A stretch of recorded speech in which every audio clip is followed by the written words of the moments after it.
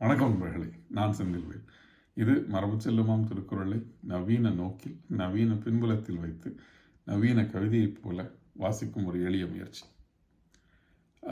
நடுநிலைமை அதிகாரம் பார்த்துட்டு இருக்கோம்.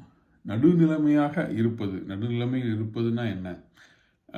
அது எப்படி, அதனால் என்னென்ன பலன்கள், எதையெல்லாம் நடுநிலைமைன்னு சொல்லலாம் அப்படின்னு சொல்லிக்கிட்டே வர வள்ளுவர்கிட்ட, அதெல்லாம் சரி சார், எப்படி நடுநிலைமையில் இருப்பது எப்படி, ஒரு இண்டிவிஜுவலாக நம்ம இதை எப்படி ப்ராக்டிஸ் பண்ணுறது அப்படிங்கிற கேள்விக்கு அவர் பதில் சொல்கிற மாதிரி அமைஞ்சிருக்கிற குரல் தான் இன்னைக்கு குரல்னு தோணுது. சொற்கோட்டம் இல்லது செப்பம், சொற்கோட்டம் இல்லது செப்பம், ஒருதலையா உட்கோட்டம் இன்மை பெறும்.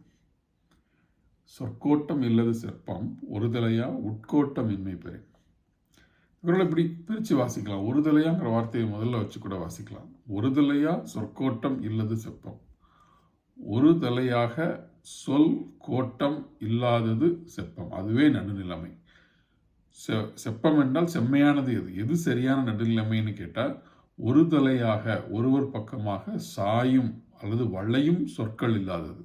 கோட்டம் என்றால் வளைவு, கோடுன்னா வளைவு, கோட்டம். அப்போ இந்த சொற்கோட்டம்னா சொல்லில் வளைவு. இவர் எனக்கு வேண்டப்பட்டவர், அவருக்கு நான் ஒரு மாதிரி சொல்லுவேன், இவர் எனக்கு வேண்டாதவர், அவருக்கு நான் வேற வார்த்தைகளை சொல்லுவேன் அப்படின்னு ஒவ்வொருவருக்கும் ஒவ்வொரு வார்த்தையை சொல்லுவது, அப்படி சொல்லுவது வளைவு, சொல்லாதிருப்பது அதுவே செப்பமானதுன்னு சொல்கிறார். அதுதான் அதோட டெஃபினிஷன். அது எப்படி உனக்கு கிடைக்கும் அப்படின்னா, ஒரே சிம்பிளாக சொல்கிறார், உட்கோட்டம் இன்மை பெறும். உன் உள்ளுக்குள் வளையாமல் இருக்கும். உன் உள்ளம் வளையாதிருக்குமே என்றால் உன் சொல் வளையாதிருக்கும்.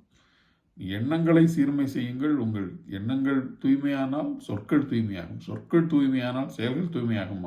அந்த சீக்வன்ஸ் தான். மனத்துக்கண் மாசிரநாதன். இதுக்கு பெரிய புரட்சியெல்லாம் நீ பண்ண வேண்டாம். உன்னுடைய உள்ளம் தூய்மையாக இருந்தால், உள்ளத்தில் நீ சார்பு நிலைகள் எடுக்காதவனாக இருந்தால், உன் சொல்லில் சார்பு நிலைகள் வராது. உன் சொல்லில் சார்பு நிலைகள் இல்லை என்றால் நீ நடுநிலையானவன், நீ மேற்சொன்ன எல்லா பலன்களையும் அடையக்கூடியவன். அவ்வளோதான். நீ ஒர்க் இட் இன்சைட்னு சொல்கிறார். நீ இதை வெளியெல்லாம் ஃபிக்ஸ் பண்ண முடியாது. தீதும் நன்றும் பிறர் தர வாரா, நீயே தான் உனக்கு ஃபிக்ஸ் பண்ணிக்கணும். அப்போது அதுதான் இந்த பாடலுடையது. உட்கோட்டம் இன்மை பெறும்.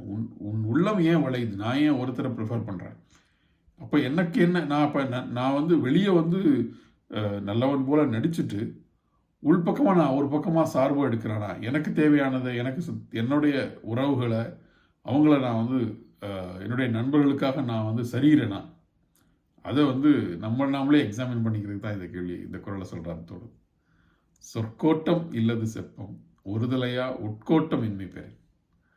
நன்றி நண்பர்களே, மீண்டும் சந்திக்கலாம். நன்றி.